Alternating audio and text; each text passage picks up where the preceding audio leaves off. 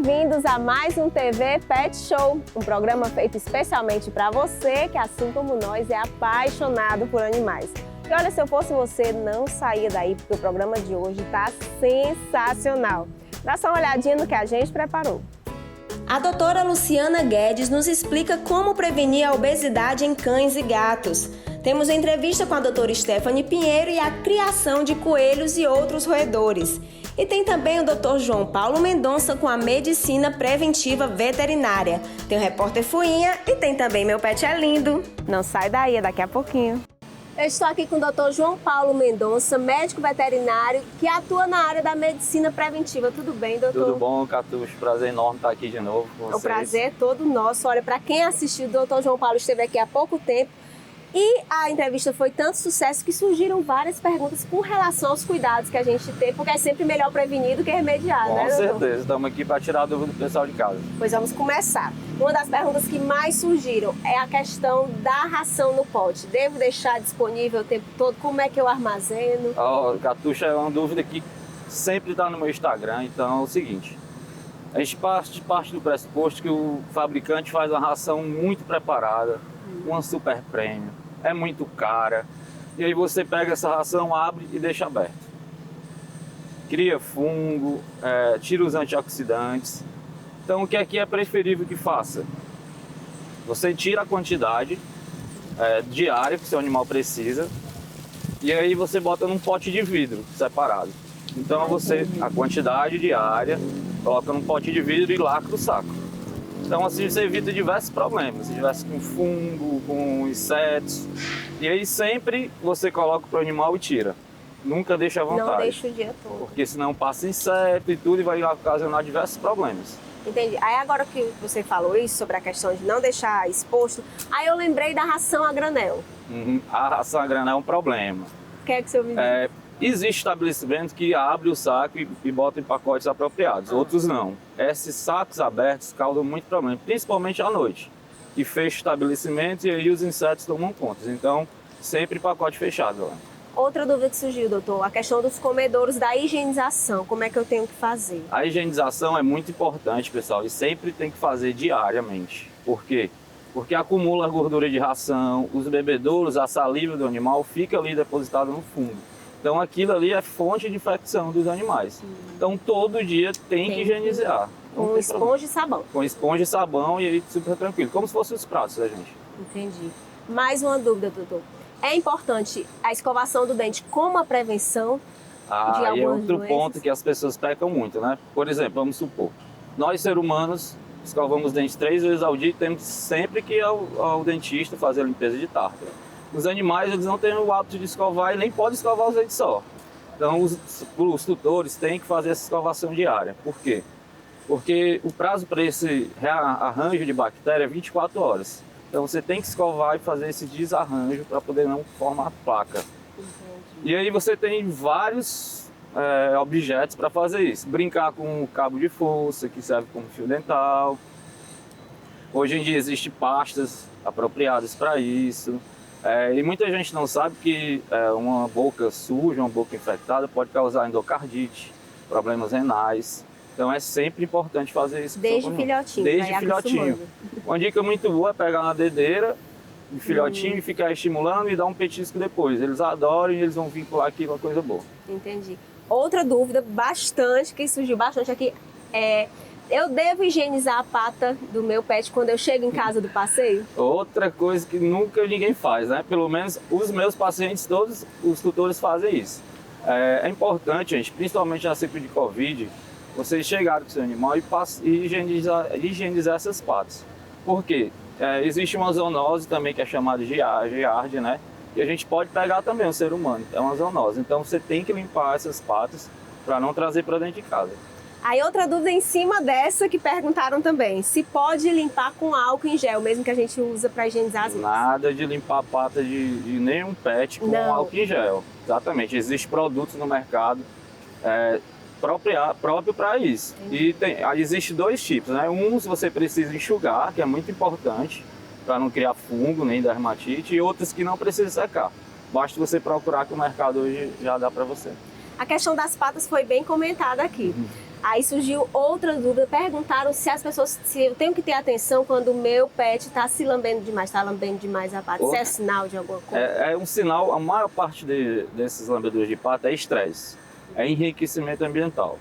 O que é que a gente indica? É que uma dica muito importante, você pegue 7 brinquedos, certo?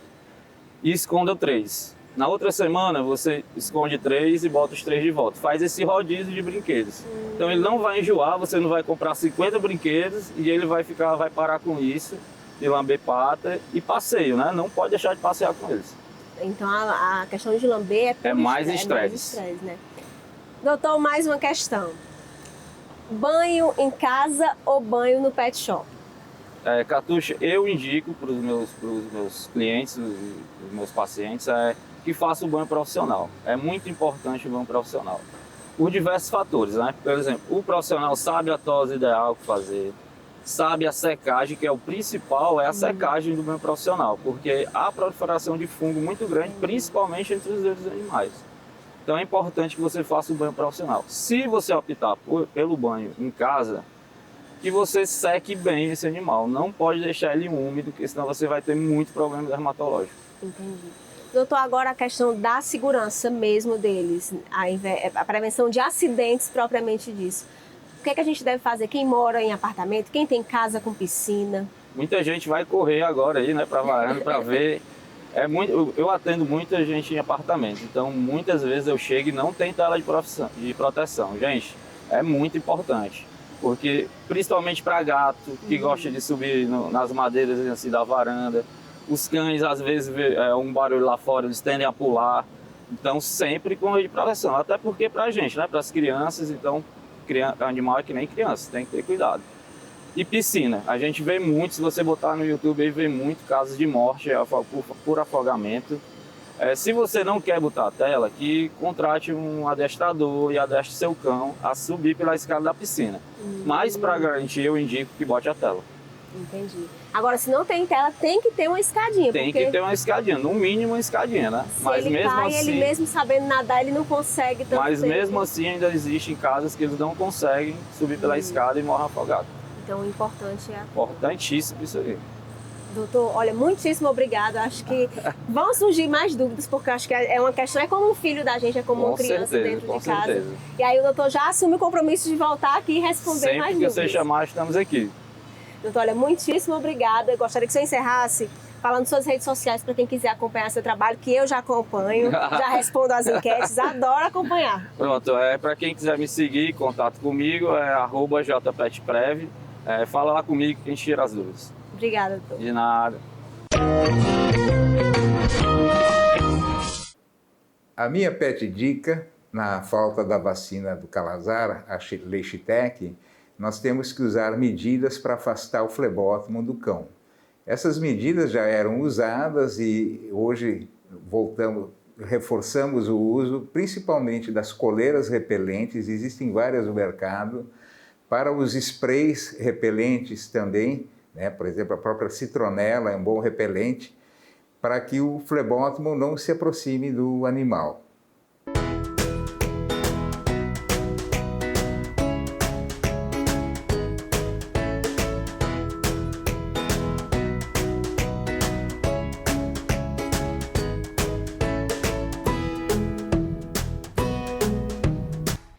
Eu estou aqui com a doutora Stephanie Pinheiro, médica veterinária especializada em animais silvestres e exóticos. Tudo bem, doutora? Tudo tranquilo. Quanto tempo, é um prazer tê-la aqui. E agora, para falar de uma febre que eu estou vendo, toda criança, toda casa agora quer criar ou um coelho ou um roedorzinho, mas eu acho que não é assim de qualquer jeito, né, doutora? Por isso que a doutora Stephanie veio aqui para nos dar a dica. E primeiramente, doutora, o que é que eu tenho que fazer na minha casa? Eu que estou pensando em ter um coelho ou um roedor, o que é que eu tenho que adaptar primeiramente? Pronto, realmente ganhou aí o gosto das pessoas, né? Esses animais, esses pets não convencionais. Para ter esse animal dentro de casa, a gente tem que lembrar que são animais peludos, então eu vou ter pelo em casa em algum momento da troca de pelo, é normal eles trocarem o pelo. Então, se você pensar nesse animal dentro de casa, não gostar muito de pelo, eu digo para evitar pensar nos roedores, porque os roedores, como são menores, né, que os coelhos, mantêm essa quantidade de pelo espalhada na casa de uma forma mais controlada. Eu preciso entender que esses animais, a maioria deles, quando eu penso em coelho, todos os coelhos são herbívoros, né? Os roedores, alguns são onívoros, mas são herbívoros. Então, não vai ser uma alimentação exclusiva de ração. Vai entrar em algum momento folhas e mato aí no meio dessa criação. E eu preciso de um espaço, eles precisam de um espaço para andar, para funcionar bem. Por exemplo, um trato gastrointestinal de um coelho, ele precisa se locomover. Então, eu preciso de um espaço que não fique 100% exposto no sol, por exemplo, né? Mas que também não tenha corrente de vento frio, porque esses animais também pegam pneumonia, rinite e sinusite. Não sabia, doutora. Mas então quer dizer que eles precisam fazer exercícios físicos, né? Não pode ser um espaço também tão limitado para que ele não seja sedentário, né? Isso, eles precisam. Um dos quadros que a gente pode ter, por exemplo, no Twister, que é um rato que é criado também como pet, é a obesidade. Então, eu preciso que esse animal tenha atividade. São animais que gostam de subir escadas, então a gaiola adaptada às vezes com 3 andares para ele ter esse movimento. Os hamsters, que são os roedores menores que a gente tem de criação. Aquela rodinha, conhecida rodinha que eles ficam lá fazendo atividade física. E os coelhos, o andar mesmo, caminhar, ter aquele espaço maior para poder se locomover. Doutora, questão de vacina, eles precisam, assim como os gatos e os cães, como é essa questão? Não, aqui no Brasil, nenhum coelho e nenhum roedor é vacinado. Fora do país, a gente tem algumas vacinas. Então, um dos questionamentos que a gente tem na clínica é esse. Que eu já ia questionar. Isso. As pessoas perguntam, mas eu vi na internet. Sim, na internet normalmente são sites estrangeiros falando da vacina. Lá fora do país a gente tem. Aqui no Brasil, eles não tomam vacina. Doutora, outra questão, né? Eu vejo assim um coelho ou outro roedor, para mim eles são bem mais frágeis do que cães e gatos, né? Então tem alguma coisa, acidentes domésticos, o que é que eu posso fazer para evitar acidentes com eles? Os cuidados que eu tenho que ter mesmo. Pronto. Coelho, quando a gente pensa num coelho, tem que lembrar que é um animal que salta, é um animal que pula, né? É um animal que pula. Então, um dos cuidados que a gente tem que ter é, por exemplo, eu vou abraçar esse coelho e colocar esse coelho no colo. Ter muito cuidado, porque no impacto dele se assustar e pular, ele fratura a pata, ele fratura a coluna, justamente por causa dessa, como é que eu posso dizer, desse comportamento desses animais, né? Eles são animais saltadores. Alguns pequenos roedores, a gente pode ter acidente em gaiola inapropriada pode prender pata, né? Prender orelha, prender rabo, os roedores que têm rabo. Então, precisa ser adaptado para esses animais mesmo. Mas na questão da fragilidade em si, eu discordo. Não acho que tem essa questão, acho que todos eles, de uma maneira geral, têm que ter o cuidado. Entendi. E doutora, existem algumas doenças que eu posso me atentar que sejam mais comuns ou que a senhora recebe lá na sua clínica? Tem algum sintoma que ele pode, de certa forma, a gente identificar que tem algum problema que eu tenho que levar logo no médico? Pronto. O sintoma clássico desses animais é o parar de comer. Parar de comer o que gosta. Sempre adorou a ração ou uma determinada folha, né, uma determinada verdura. Hoje eu ofereci e ele não comeu. Tem alguma coisa errada, né? São animais que fazem muitas doenças de trato gastrointestinal. Então, parou de comer é um sinal clássico desses animais. E parar de comer leva a parar de beber água. Então, normalmente eles fazem esse primeiro sinal. Outro sintoma é o sintoma do ficar acuado, ficar quieto, ficar mais parado, diminuir a atividade que eles normalmente têm, são animais agitadinhos. Então, isso é um sintoma importante também para se considerar. Também tem muito problema de dentição. São animais, os dentes não param de crescer, isso é até uma curiosidade. Eles eles não têm raiz dentária, eles têm alvéolos dentários, então esse dente não para de crescer. Nos coelhos, todos os dentes não param de crescer. Nos porquinhos da Índia, todos os dentes não param de crescer. Né? O hamster, só os dentes da frente. Então, eles têm essa particularidade que também tem muito problema dentário. Por isso é que precisa sempre estar desgastando esse dente para poder não ter nenhum problema ali odontológico que precise de um procedimento cirúrgico. Entendi. Qualquer sinal diferente é melhor levar, não fazer nada por conta própria, né, doutora? Isso. Doutora, olha, muitíssimo obrigado. O papo tá tão bom que o tempo já acabou, o Hélio já fez assim, mas quem em casa tiver dúvida, pode mandar nas nossas redes sociais que a doutora Stephanie já vem aqui e já tira as dúvidas, né, doutora? Conte comigo sempre. E as suas redes sociais? Agora a doutora está com uma clínica só para animais silvestres e exóticos. Coloca as redes sociais, a sua e a da clínica, doutora, para quem quiser acompanhar. Isso. @Stephanie Vet é o meu e @Geração Silvestre. A clínica é exclusiva para atendimento de pets não convencionais. Muito obrigada, doutora, mais uma Obrigada vez. eu. Para você que quer criar um coelho, a dica é atenção à alimentação. Coelhos são animais estritamente herbívoros, precisam comer uma quantidade de fibra maior. Então, a ração não é base de alimentação. A ração ela é um complemento e a base da alimentação são folhas e um feno de boa qualidade.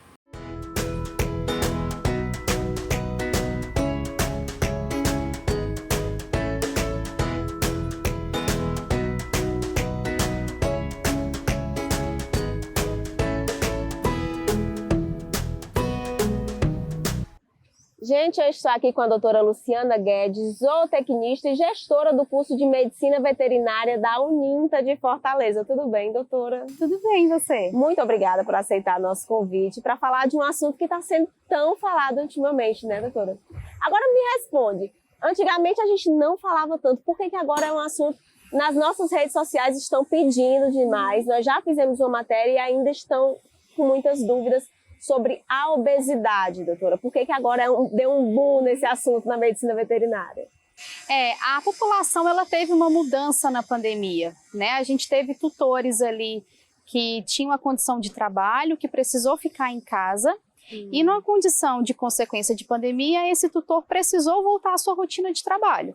Nessa sua volta à rotina de trabalho, nem todos os tutores conseguiram, né, ajustar como deveria ser o atendimento nutricional desse animal e a sua própria rotina.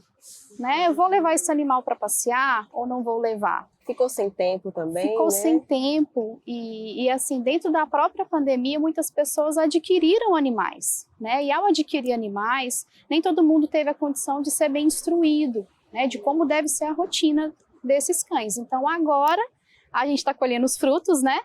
Da pandemia, né? Tanto de novos tutores quanto de tutores que precisaram mudar a sua rotina e não conseguiu ajustar a rotina necessária para o animalzinho.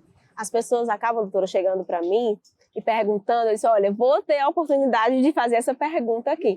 Catuxa, meu cachorro está ficando obeso, não sei o que fazer, porque estou percebendo que ele está ficando, mas não sei como fazer, porque se fosse uma pessoa ia fazer uma atividade, mas como fazer isso com o cachorro? O que é que tem que ser mudado na rotina, doutor? Bom, toda vez que a gente fala de obesidade, a gente logo pensa no que esse animal está se alimentando. Então, hoje no mercado, a gente tem diferentes dietas que podem ser aplicadas a esses animais, né? Dietas que podem prevenir a obesidade. Mas vamos colocar uma situação simples, né? Que a gente está com um animal que já tem uma ração específica, ele está adaptado com essa ração. O que eu posso fazer ali para mudar a rotina e sair dessa condição de obesidade? Bom, o principal estímulo é a gente ofertar mais vezes essa mesma ração em menores quantidades. Né? Quando a gente divide... A mesma quantidade diária dividida, né? Dividida. Por quê? Porque aí a gente vai condicionando o animal a ter menor condição de comida no seu trato digestório e aí o animal começa a ficar mais disposto, mais ativo, né? Ele começa a ter aquela sensação, gente, eu não tô com aquela sensação de peso no estômago. Porque se come tudo de uma vez, vai querer descansar, né? Vai querer descansar, vai ter aquela condição de dormir logo em seguida. Quando a gente alimenta o animal em porções menores, o animal tem naturalmente uma condição de querer procurar algo para brincar, né, de querer se procurar o tutor para brincar ou procurar um outro coleguinha, né? Se o tutor tem mais de um animal, ele vai procurar algo para fazer porque ele se sente mais disposto. Entendi. Então Né? quer dizer que é uma coisa simples, né, doutora? Uma dica coisa simples que você simples. pode seguir em casa já vai ajudar muito. Com certeza, porque a gente está condicionando aquele animal a ter um outro olhar para a comida, né? Ao invés dele consumir em grande volume em uma ou duas vezes, a gente está particionando e está dando mais condições desse animal expressar o seu comportamento natural. Entendi. Doutora, agora uma vez que já foi diagnosticado, meu cãozinho, meu gatinho está obeso. A gente estava conversando antes e você me falou que tem que ser uma parceria, não adianta você levar no médico e esperar que o médico veterinário resolva tudo, né, doutora? Com certeza, com certeza. O médico veterinário ali vai lhe indicar situações, né? Por exemplo, aumentar a rotina de atividade desse animal. Então, eu consigo levar esse animal 1 vez, 3 vezes ou 5 vezes na semana. Tudo parte do princípio de como está a condição atual. Esse animal é totalmente sedentário, então, dentro da rotina do tutor, eu posso incluir 1, 2 ou 3 vezes na semana essa caminhada, né? Hoje a gente tem muito comum também as creches, que colocam os animais mais ativos para se movimentar. Isso ajuda muito os animais saírem de uma condição de obesidade. Então, quando a gente está falando que a gente precisa ofertar mais alimento, né? Mais alimento não, mais porções ao longo do dia. E adquirir mais rotina de atividade física, a gente está falando de rotina que o tutor vai ser responsável por aquilo. Então, o animal ele está condicionado e depende do tutor para ele modificar essa condição alimentar e a condição física. Por Então, isso, nesse processo, doutora, o tutor é o grande responsável. é o grande responsável. Então, se não tem o tutor querer mudar o seu hábito de rotina com o animal e até mesmo o seu próprio hábito, né? Porque, querendo ou não, a gente se acostumou a ficar em casa na pandemia. Então, ainda pessoas estão criando a rotina de ter atividade física. Algumas pessoas retornaram, mas boa parte ainda não retornou. E isso reflete na rotina do cãozinho, né? Que se eu continuo sedentário, mais probabilidade desse animal também ser sedentário. Doutora, existem raças, porque sempre que a gente fala de alguma doença, existem raças mais propensas. A obesidade também é assim? Tem Com raças que certeza. são mais... Mais propensas? Sim, a gente tem o Beagle, o Pug, o Boxer, né? São animais que, quando a gente observa a obesidade, algumas dessas raças até formam aquelas dobrinhas. Sim. Por isso que, junto com a obesidade vem problemas de pele, né? Problemas respiratórios. A gente observa o animal muito ofegante a fazer uma caminhada, né? A gente pode ter problemas articulares também, a displasia coxofemoral pode acompanhar a obesidade, né? A gente aumenta muito a probabilidade. Então, assim, tem muitas consequências da obesidade, mas que o tutor é a responsabilidade, né, de fazer essa mudança na rotina do animal e sair dessa condição de obesidade ou evitá-la, né? Que também É um ato de ponto. amor, né, doutora? Porque assim você vai dar Sim. qualidade de vida livrando o seu animal da obesidade, né? Sim, com certeza. E já há estudos, né, que comprovam que a obesidade ela diminui a expectativa de vida do animal. E ninguém quer perder o seu animalzinho. Então, se eu tenho uma condição de maior expectativa de vida para o meu animal, com certeza é algo que faz bem para todos da família. Doutora Luciana, muitíssimo obrigada por aceitar a nossa entrevista. Olha, o papo foi assim tão bom que passou voando, já terminou o nosso tempo. Mas antes eu gostaria que você falasse as redes sociais, as suas, as da Uninta, para quem quer fazer veterinária. Fique à vontade, doutora. Bom, minha rede social é Luciana F. Guedes no Instagram e o Instagram da Uninta é @unintafortaleza. Doutora, mais uma vez, muitíssimo obrigada. Obrigada também. Olá, minha pet dica para evitar a obesidade em cães e gatos é diminuir os petiscos, evitar as guloseimas, atividade física com os animais e diminuir a ingestão de ração, de forma que esteja em diferentes porções.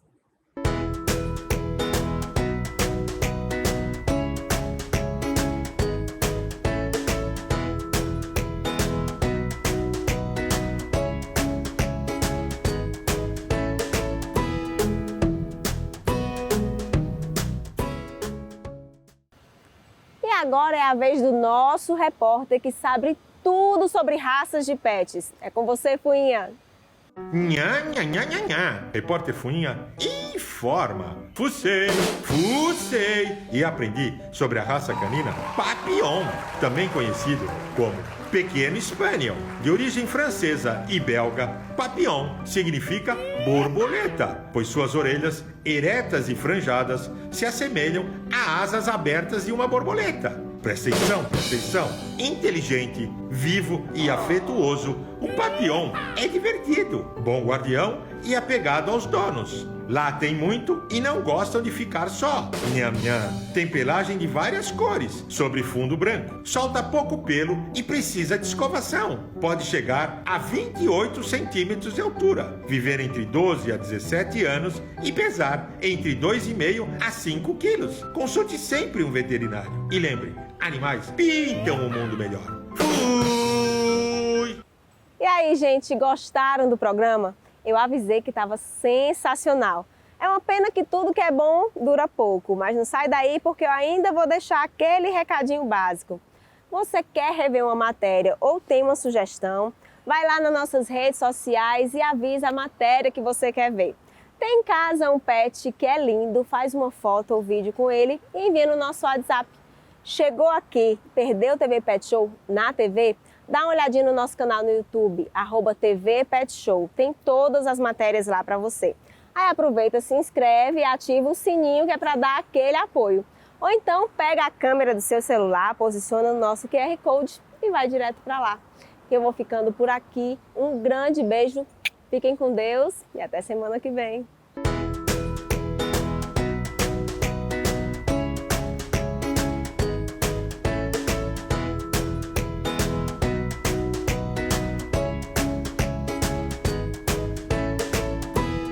Não.